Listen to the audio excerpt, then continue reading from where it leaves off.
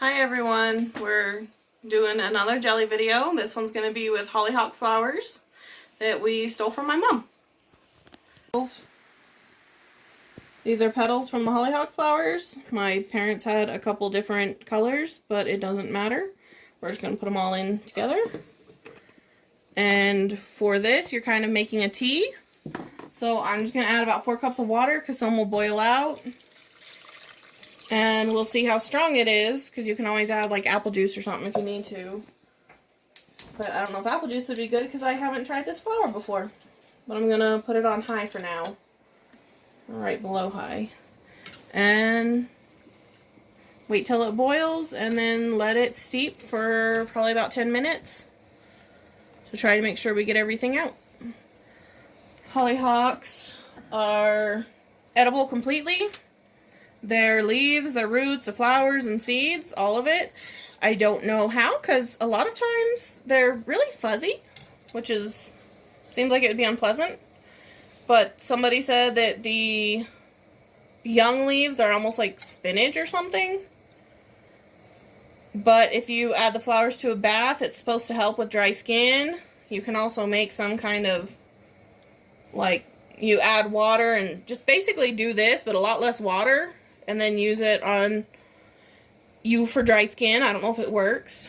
And supposedly if you make a cold infused tea, which means you don't boil it, but you have to boil it for jelly, that it can help with respiratory tract if you have, I guess, phlegm or breathing problems.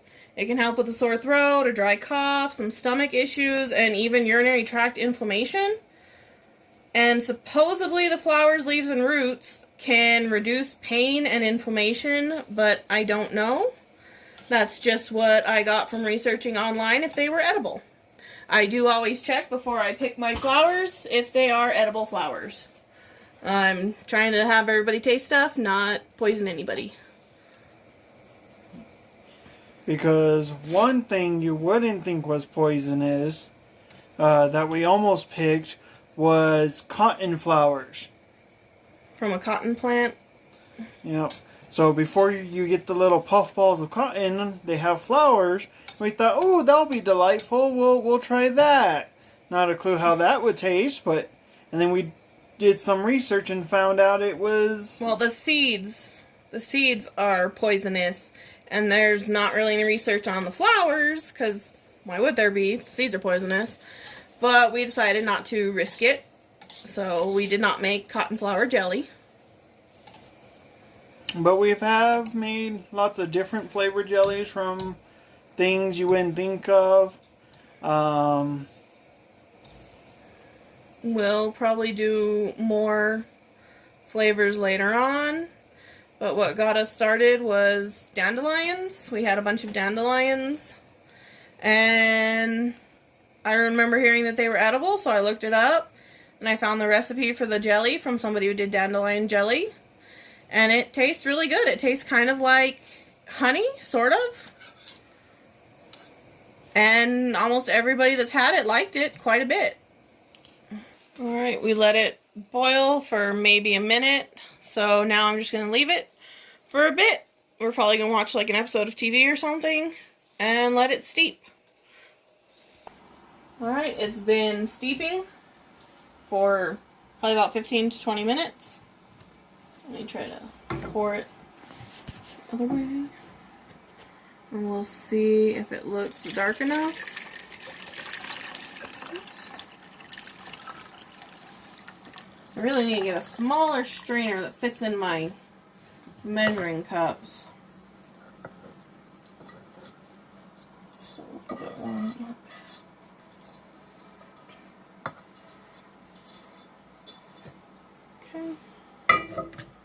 That looks pretty dark and it smells pretty flavorful. Well, it smells like something. I don't know what, but like something. And I always try to squeeze out any bits that I can get out.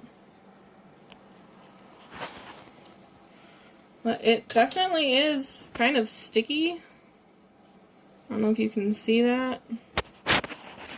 So So I can see how it would be used as like a type of lotion. Doesn't feel bad on the skin. I'm gonna throw this out. If you have a garden or you have a compost somewhere, you can always compost your petals and whatnot, but I don't.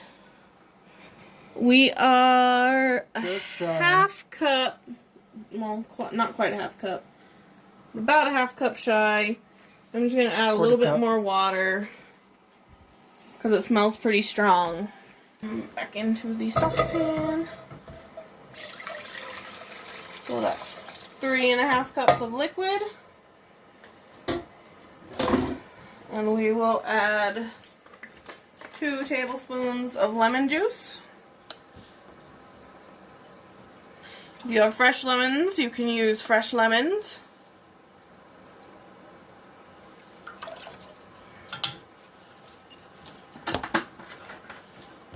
And we will add 6 tablespoons of powdered pectin.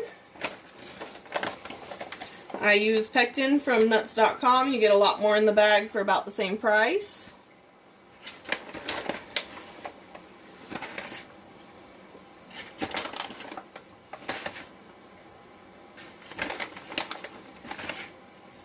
It just does tend to make a little bit waterier jelly. So you might want to add an extra half tablespoon or an extra whole tablespoon if you like it really well set. But I like my jelly easily spreadable.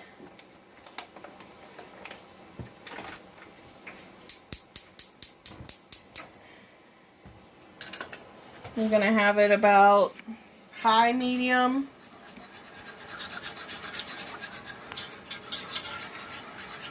And then we stir to dissolve. And then we gotta wait for it to boil. But I'm pretty sure the pectin is dissolved, so I will let that come to a boil. And then we will add 6 cups of sugar. But we gotta wait for it to boil. It's starting to foam up and boil around the edges. So I'm going to add my sugar. I like to stir as I add it.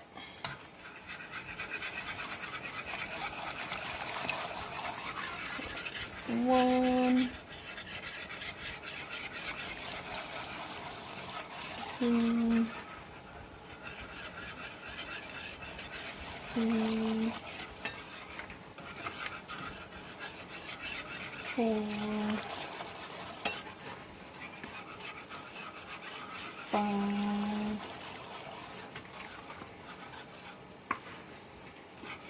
and 6.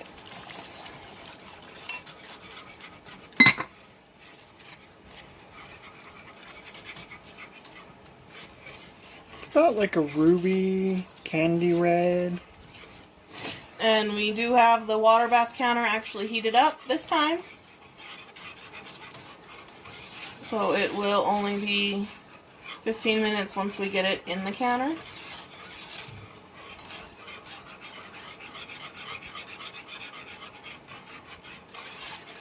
Alright, it feels like the sugar is dissolved. Now we just wait for it to start boiling. When you are labeling your jars, try to put what they are, of course, what type of jelly. And don't forget to put the date that they were made. Jelly often gets this like foamy layer, which if you care about how it looks, because it tastes fine, but if you want your jelly to look better, you can just siphon that off, but I feel like that's wasting it, so I just leave it in.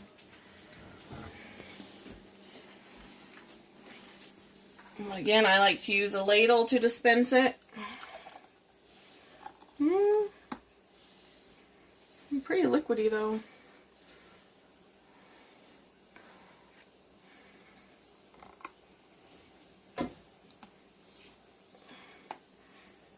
So far, nobody I've ever gifted the jelly to has had a problem with it having the foam. Again, it doesn't change the flavor, it just doesn't look as nice. And the one problem I found with jelly is that it's kind of hard to tell if it's going to set up.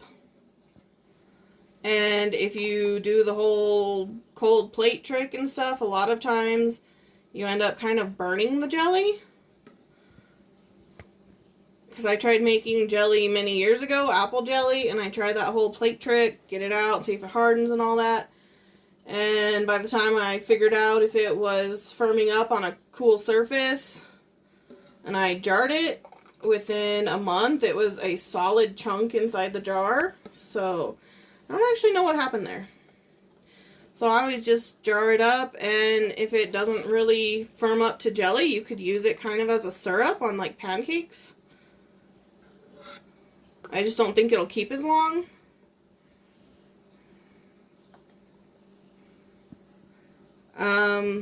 But jelly, once you open it, will keep for about a year in the fridge.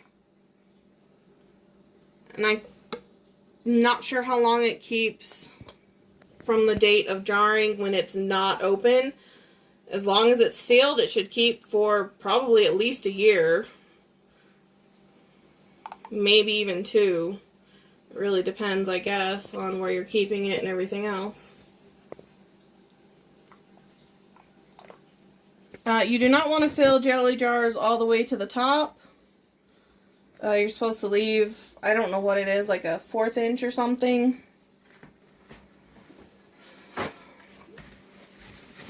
And you need to clean the rims.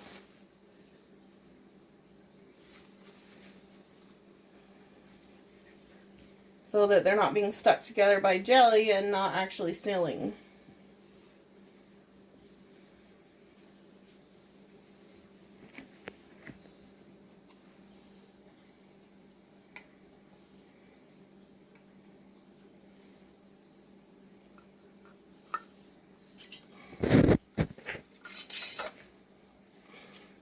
These don't have to be super tight, they're just holding the lid on while the little ring bit gets melty.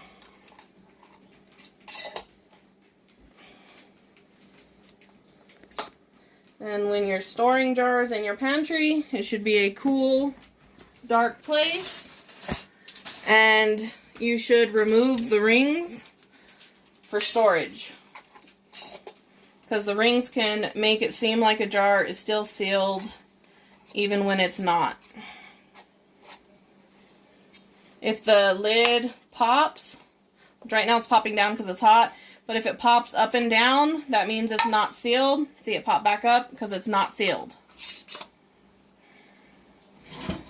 And now we will put these in the water bath canner for 15 minutes.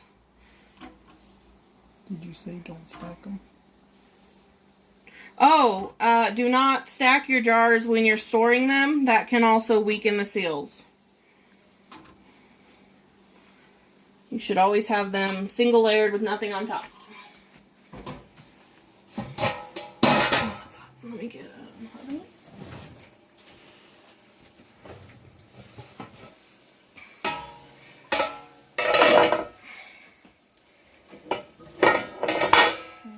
boiling, and we will put it down.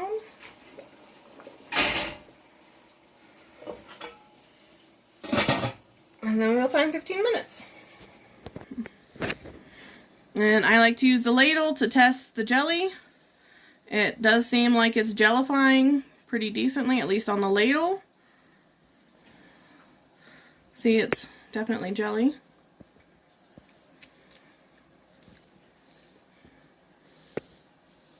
It's just sweet and floral.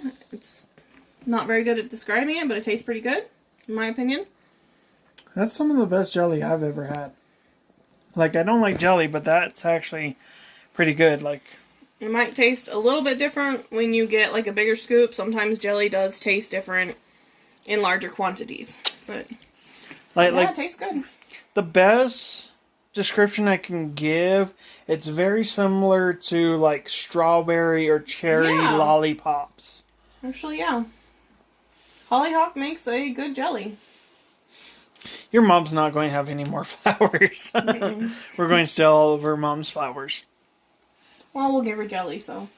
My mom likes to put jelly on sandwiches instead of mustard or mayonnaise, because mustard and mayonnaise upsets her stomach. So she uses jelly. And it's been 15 minutes boiling, so we're just going to get them out and set them here to cool. And then we'll label them when we're ready, once they pop.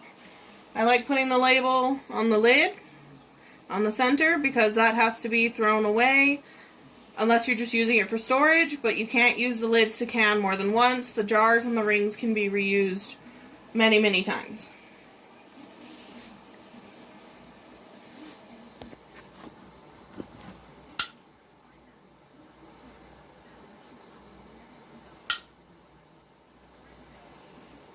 Can you see it?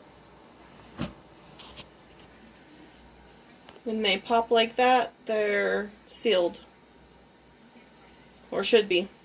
The only way to test it is to unseal them. So, or just poke at them like that. You can see when they're sealed. Like how this one, you can see it's dented in. And then like this one, it still has a bump on it as well. And you can dry them off a bit. And then just stick your label right on. And then gift them or eat them or store them or whatever.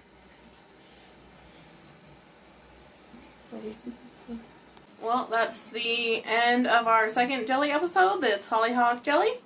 So we'll see you later. See ya.